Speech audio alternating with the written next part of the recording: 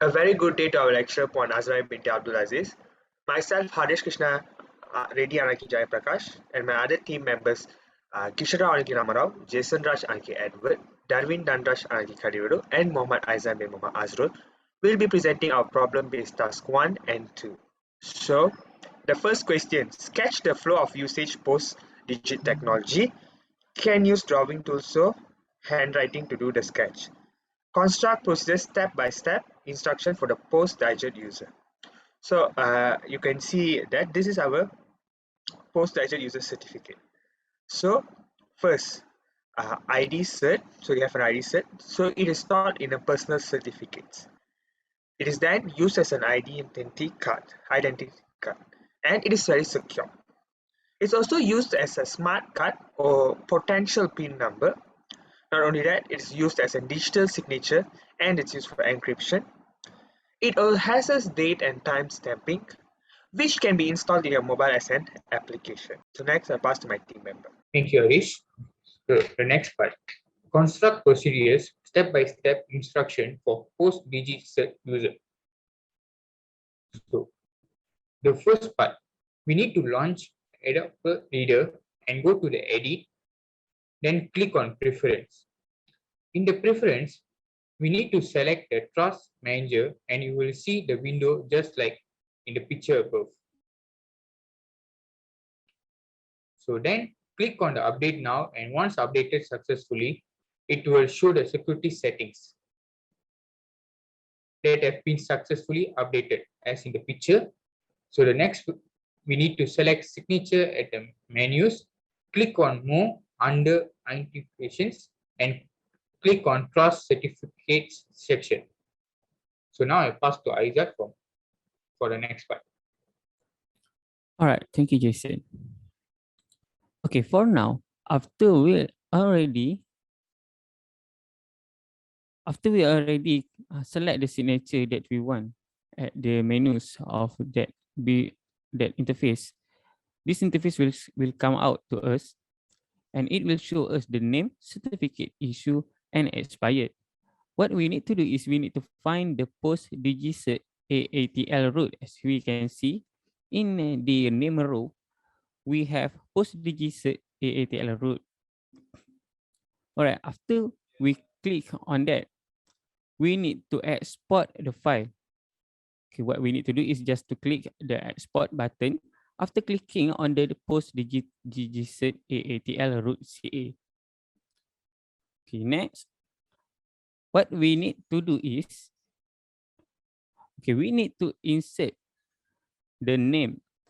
Okay, here we can see it asks us to fill the name, title, operation name, and the others.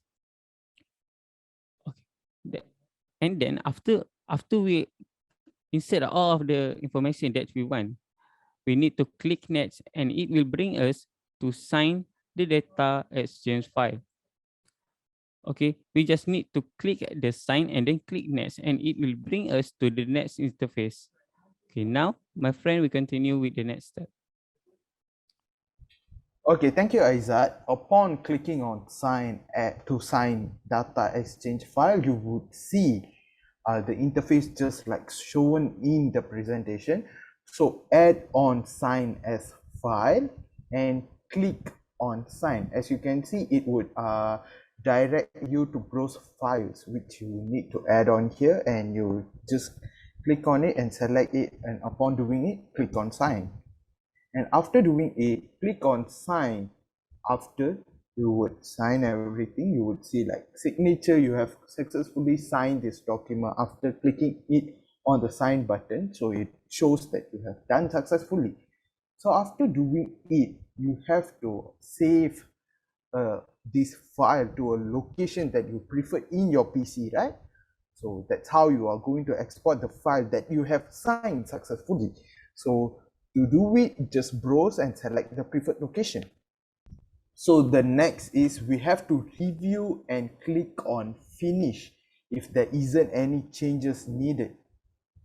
Okay, as you can see, it would have shown like you have chosen this option on for export, just like the name, email, together with you have successfully signed. You have to just review on it, and after doing it, you can see that the details would be shown, and export the post digital certificate document signing by clicking export. And after done it, you have to proceed to the next step, which is would be presented by Kishan. Thank you, Darwin. So the next part is to signing the Adobe PDF document digitally. So now we have already created the sign. So now how are we going to sign any PDF that has been, so we have stored our signature. So first we need to click on the tool and then certificate, click open under certificates. So we can see the tools under that, there's a certificate. And after that, click on digitally sign and place a text box at the area you want to sign to be placed. So once we press that, a pop-up of a sign box will, text box will pop up, and then we just have to drag and drop it at a certain place. And then select the sign that has been saved, or we have configured a new digital signature ID if we wish as well, and then continue. As you all can see, we have created one as Darwin Danraj previously, and that is what we are using, and then proceed to continue. Or no, you all can even do a new one. So, and then the sign would appear and it will showcase whom you are signing the document, and you can view the certificate details if needed. So, and then we can directly click sign to approve and sign it. So as you all can see, now the sign has been successfully created and placed on the document. So this is how a digital signature will be created. Now we would like to continue with our practical based task 2 that will be continued by Harish. Thank you, Kishan. So now I'll be continuing on our problem-based task 2. So the question: organize a discussion among the members of the group about how to protect the data and privacy. The topic of the discussion should cover the protection that includes collection data, storing data, and transmitting. So how to protect data and privacy? Collection data. First, only collect vital data. You will decrease the external value of your data. You will increase consumers' confidence. So, Harish, does that mean we only need to collect the information that is only needed? Yes, you only have to collect information that you think it's really needed for you. Okay, thank you. So the next point for collection data, limit access to data. So not everyone on your marketing team needs to access to all the data you are collecting. So we need to limit the access of data according to whom we're going to give the access.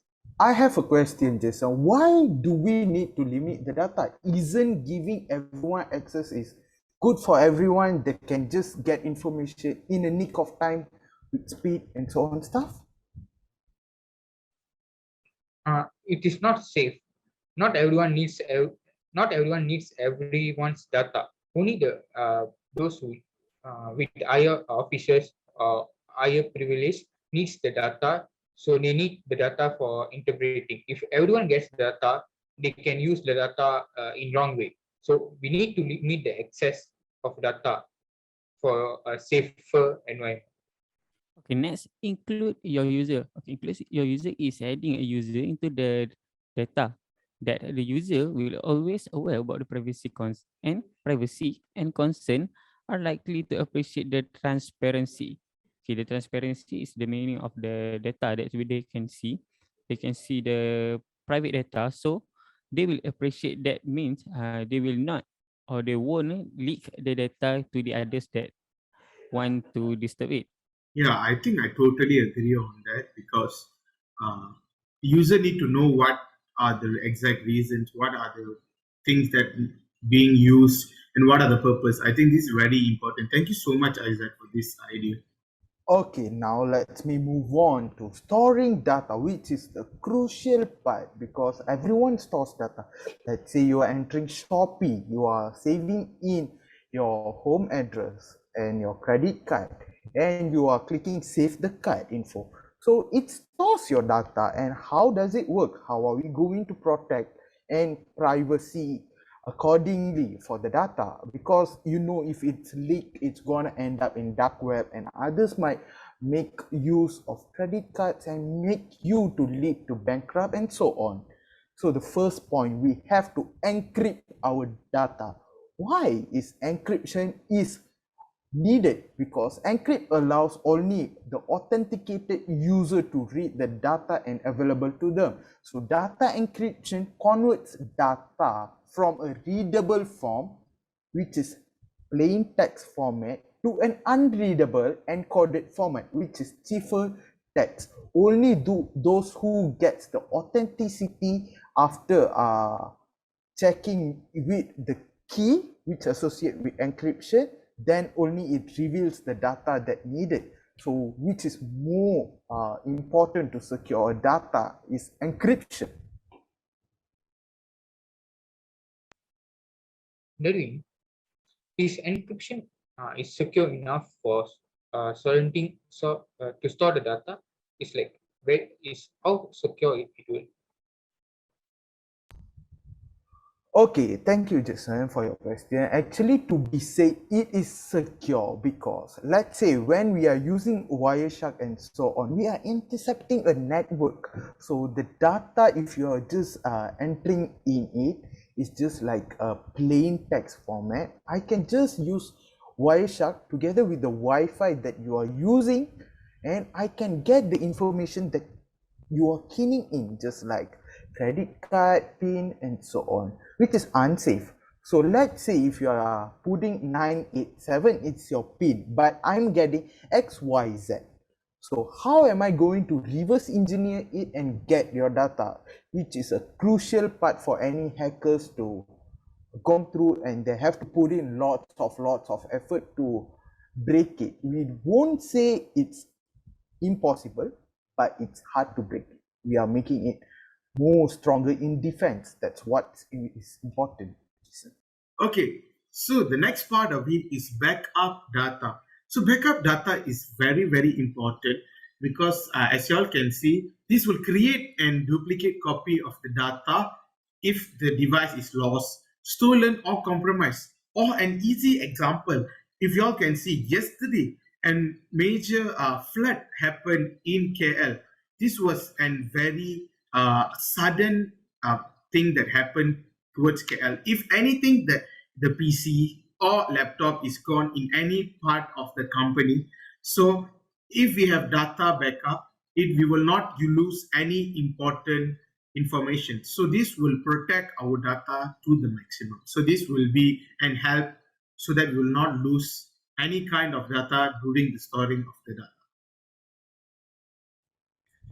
I agree on Kishan's perspective, but I think that backing up all the data just would waste the storage.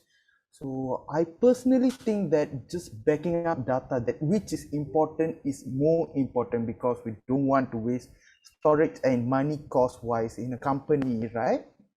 Yeah, very, very true. Thank you so much, Darwin, for that. So do anyone have any questions on this backup data? Yes, I have a question, Kishan. Yes. Kishan, backup, normally we use Drive to backup. Do you got any examples like which one is a good software, online software or application that is used to store your data? So basically, if it's a company, they will have a cloud system where they store all their informations there.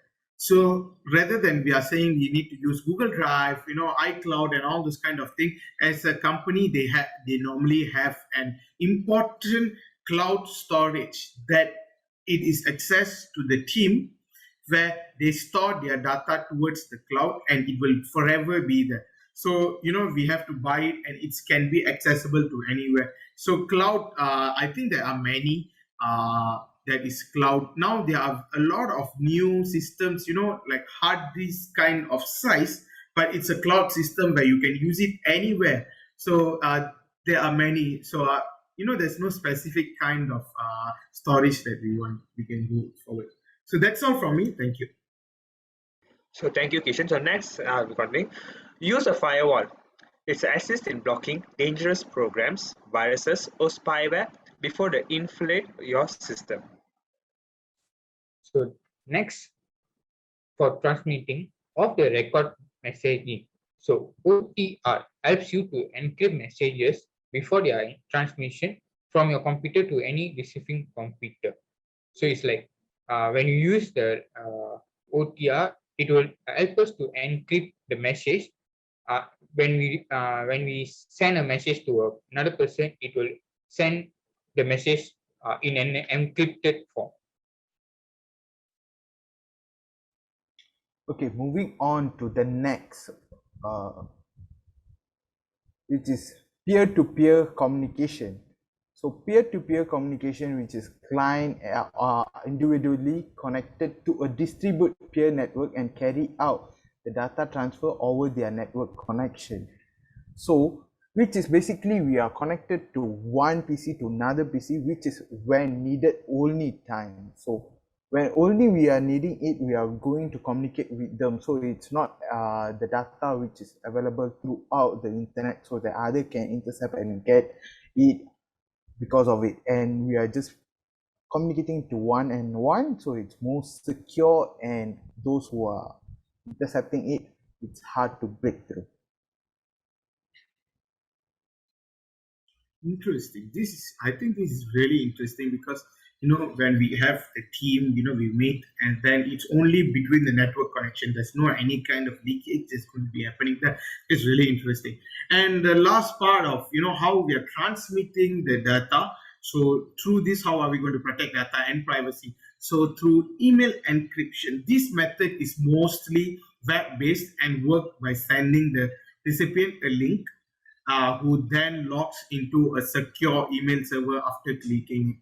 So this will help them. Like there's a lot that is extensions that even have even us. I think all of us have used Mailweb, if I'm not mistaken. So this was an email encryption where we wanted to send data. It was encrypted and all those kind of things through email in web-based. So I think it's very safe for us to send any kind of information that we don't want any leakage. Email encryption is a really good also. All right, thank you, Kishan. Okay, now we are going to the next question. That the question is, it asks us to build a mind map using any online tools to differentiate the roles of cybersecurity controlling bodies in Malaysia. So we will go to look at one by one for the roles. All right, here we can see we have three roles or three bodies that are controlling the cybersecurity in Malaysia. That is Minister of Communication and Multimedia Malaysia, National Cybersecurity Agency, that is NACSA, and ITM1 Cyber Defense Center, that is CyDEC. Okay, I will perform for the Minister of Communication and Multimedia Malaysia. Okay, the roles or what the Minister of Communication and Multimedia Malaysia do is they are providing a broad range of cybersecurity, that is innovation, LED service, programs, and initiative. Okay, this is the initiative for controlling the cybersecurity in Malaysia. And then the MC also reduce vulnerabilities of the digital system and at the same time strengthen Malaysia's self-reliance in cyberspace. And then the agency, okay, that is the Minister Communication and Multimedia Malaysia, is also provides the following specialized cybersecurity service, that is cybersecurity responsive service, cybersecurity proactive service, outreach and capacity building, strategy study and engagement. And lastly, they also provide the industry and research development. For the next part, I will let the Harish continue the mind map presentation. Now I will continue on TM1 Cyber Defense Center, CYDEC. So protects a wide range of digital assets and service, including those powered by the cloud and the 5G, Internet of Things applications, information technology, operational technology systems, critical network and information infrastructure, known as CNII. So next I'll be passing it to my other team members. Thank you, Harish. So the next part, National Level Security Agency, NACSA. They are doing, they have more roles. So the roles, secure and strengthening Malaysian resistance in facing the threats of cyber attacks, coordinating and consolidating the nature's best experts and resources in the field of cybersecurity, developing and implementing national level cybersecurity policies and strategies. Now I pass to Darwin for the following part. Okay, thank you, Jason. Okay, let's going to see about the roles of National Cybersecurity Agency. I would continue on it.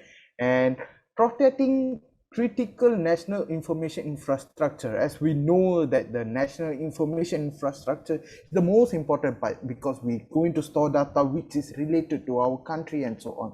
So National Cybersecurity Agency is the one who is going to make it secure, so that not other reliable countries would misuse the information, just like terrorists would misuse and so on. So it has to be more secure. And undertaking strategy measures in countering cyber threats. As you all know, pandemic has made various enormous kind of cyber threats increasing. So after National Cybersecurity Agency is the one undertaking strategy measures, are those who are the role they are taking in, and they are the one who is responsible and spearheading cybersecurity awareness. As you all know, employees in companies and everyone, literally everyone is using cyber internet. So basically, cybersecurity awareness is most important, because hackers are nowadays using manipulation, just like phishing, using the manipulation of psychological in brain and so on. So the awareness is really plays a major role, and National Cybersecurity is the one who are executing it. And acculturation and capacity building programs. It allows others to know about the programs that National Cybersecurity Agency are willing to offer, and they want to improve the community of users of internet. So now let me pass it to Kishan. So thank you so much, Darwin. So the final parts of it is formulating strategic approach towards combating cyber crimes.